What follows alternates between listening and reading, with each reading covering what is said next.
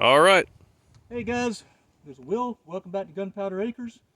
Show you a few of John Browning's designs for handguns. Start off with his first design was the Model 1900. This one's in 32. Give it a try. As usual, I can't hit a damn thing with it, but it's still fun to play with. Next design is the Model 1910. This one is also in 32. And of course, malfunctions. Again, perfect misses. At least I'm consistent. A development of the 1910 was the Model 1922.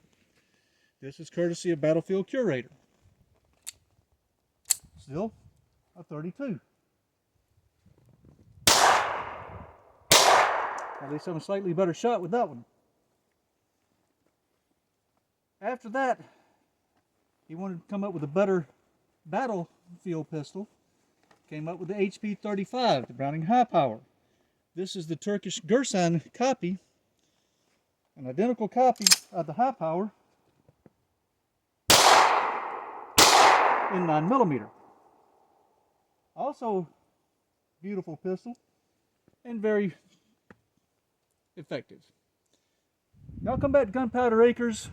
We got this nice Georgia snow here that we're playing around in. Dumb enough to be out in it shooting. So y'all come back. We'll see what else we can play with.